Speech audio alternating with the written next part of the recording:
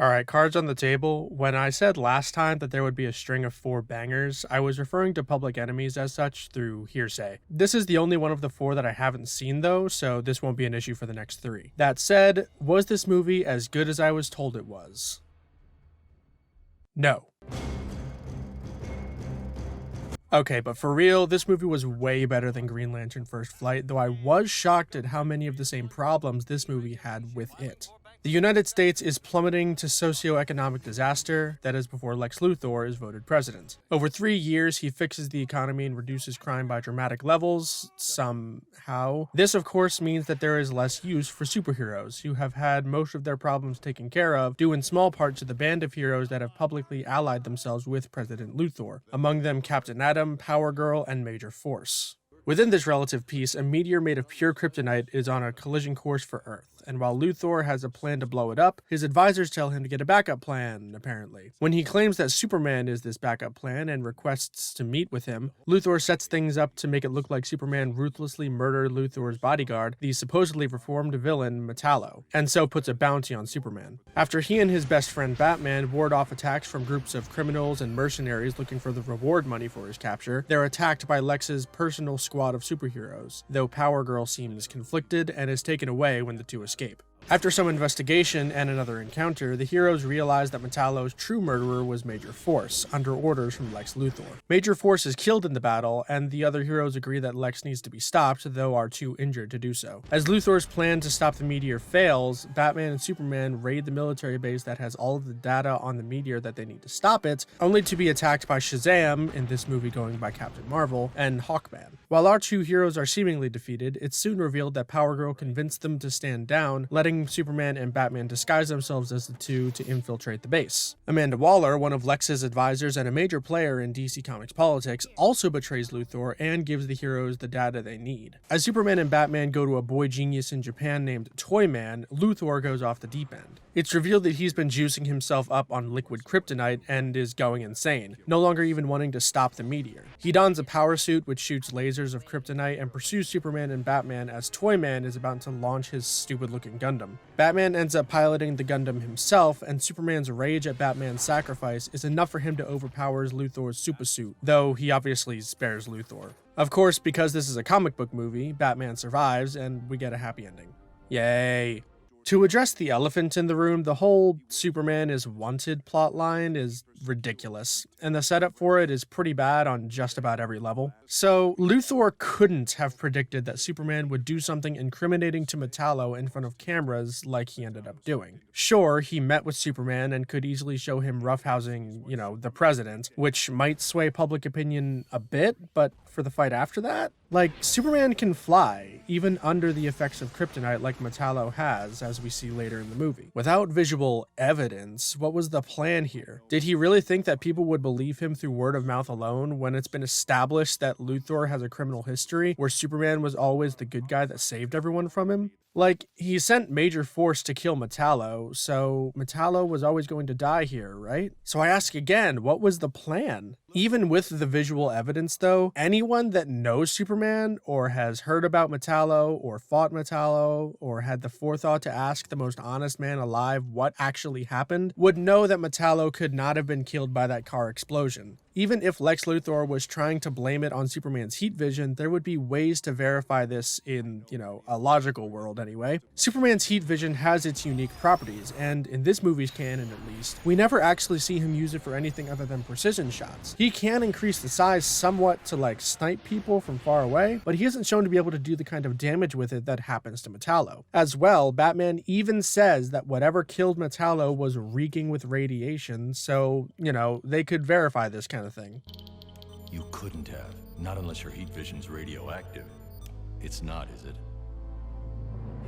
If Luthor had this as his plan and somehow knew that he was going to capture everything on video, why didn't he get rid of Metallo's body? I have no idea where Batman and Superman stumble across it. They just seem to happen upon it randomly, really. But the point is that his body is still mostly intact. People would find it. Batman would find it and reveal what really happened, and Luthor would be proven a liar. Why was Luthor not smart enough to realize that Major Force's execution would result in leaving a paper trail, the radiation that I mentioned? Did he not not bothered to learn about Major Force's powers, even in the 3 years that he's been working directly for the guy? If so, why should we consider this guy the super genius that he is? I know he's slowly losing his sanity, but even I thought of this, so... The entire plot has issues just like this one. Logical fallacies, contrivances, plot holes, the works. And while I could list them on forever, I'll only name a few more. Where did Batman get his bat plane at the end? They were at a remote US military base, right? Did they fly in on it? When did they go back to the Batcave to get it before this scene, if that's the case? And why wasn't that place ransacked as soon as they saw Batman working with the fugitive Superman? Surely someone has found it. Surely the government could work things out or figure out where Superman flew in from when he met Luthor or something, because Superman came from the Batcave in that instance. But I guess that's more my problem with Batman as a concept, so we'll move on. If Luthor sent his team of heroes after Superman, why didn't he also send Shazam and Hawkman? My brother made the stupid argument that they were set to guard the military base, but I don't buy it. This is Superman that they were hunting, so they sent Katana. Right. Did Luthor send her to engage Batman? How did he know that Batman was with Superman if that's the case? Did Major Force see him? Superman is established in this movie to be able to fly so fast that he's a blur of color. He can fly so fast that he can create a tornado that other flyers like Captain Atom and Power Girl can't fight against. Knowing this, why doesn't he just run from every encounter instead of wasting time and energy on fighting people? While he might try to talk to his fellow heroes to convince them of his innocence, which he doesn't actually do, by the way, it's just what his reasoning for staying could be, he has no such obligation to the villains who were only after him for the bounty. Just grab Batman and fly away. Problem solved. Okay, fine, take out Silver Banshee, who has a projectile scream, and then leave. Finally, and maybe most egregiously, the solution to the meteor problem is pulled right out of the movie's ass. Toyman, or Hero, no not that one, is introduced like 15 minutes before the end of the movie, and he's already had this rocket thing in the shape of a Gundam built for... who knows what purpose it originally had, but anyway, why did Superman and Batman go to him specifically? If they knew he had this rocket, why didn't they go to him immediately when they heard about the meteor and at least try to destroy the meteor that way first? And if they didn't know that he had the robot, then why did they think he could somehow save them in like the 2 days they had before the meteor collided with Earth? Things take time to build, While I won't go on about the plot holes and stupid things in this movie from a storytelling perspective, the editing I actually have a special bone to pick with all on its own. First, there is no exposition. The state of the world before and after Luthor comes into office is portrayed well enough through visuals, but when we need to know who is on what side at what time, we're shit out of luck. We know that Captain Atom, Major Force, Power Girl, Katana, and Black Lightning are on Luthor's side from the beginning. He introduces them during his inaugural speech. But then they pull Starfire out of their ass when they ambush Batman and Superman. And of course, we already talked about Hawkman and Shazam. So if they're here, then where are the other heroes in this world? Why aren't they helping Superman clear his name if they weren't working for Luthor? And if they were working for Luthor, then why weren't they sent to take out Superman like the other people? Wonder Woman, The Flash, who is actually mentioned by name in this movie, so you can't tell me he doesn't exist in this canon. Where's the Flash when you need him? Do me a favor and lose the sense of humor. Do us both a favor and buy one. Green Lantern, Martian Manhunter, Supergirl, Superman's cousin. And she exists too because there's a Power Girl, aka alternate Earth Supergirl. And there are so many other people I can list that it makes logical sense for them to be present in this conflict, but they're just not seen. We don't get to see Lois Lane's reaction to the news, which I don't even really care about, but they even mention the interaction and then never show us. You're late. What took you? I honestly don't think you'd understand. Lois? Mm-hmm. You're right.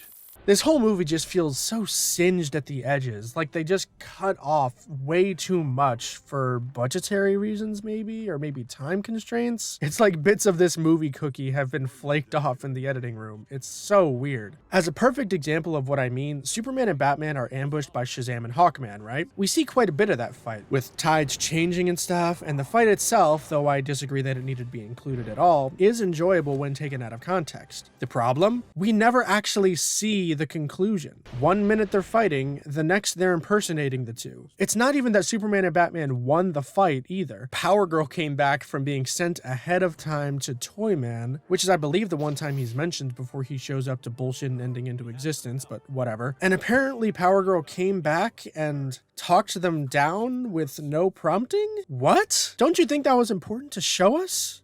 And all of that for a drop of blood. No, it's to fake out the audience for like literally 2 seconds. We don't know what's up as the audience. We just see Luthor walking towards the two while they're silhouetted against the sunlight, and literally 2 seconds later, they reveal themselves. So if you were purposefully withholding information from the audience, why didn't you at least do something with it? Side note, I hate this storytelling device. I hate it when stories purposefully leave out details or make up some contrived excuse as to why we wouldn't learn about something that the characters are all too aware of, all for the sake of having a twist or to make the characters look super smart, because every time it happens, the game or movie or whatever it is so punchably smug about it. This is definitely my biggest problem with Persona 5 story, though there were many others.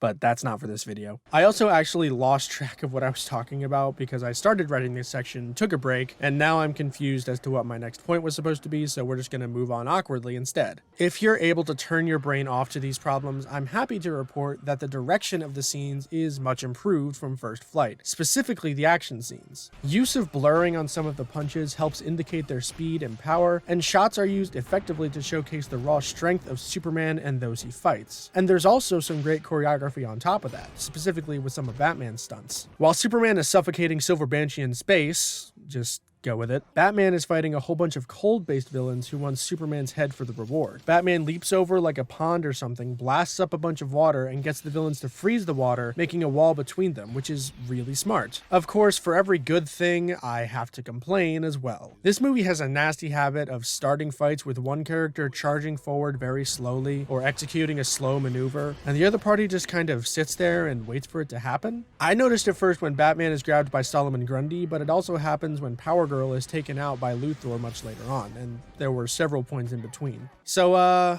yeah. Conclusion, this movie is a fun, stupid mess that I don't want to watch again, because I care way too much about continuity and proper power scaling. I had my fill. If you can look past these flaws, you're in for a wild ride. And though it isn't the massive superhero rumble that I was personally hoping for, it does still satisfy the action itch that all of us have on occasion. And now I can't wait for the much better Apocalypse.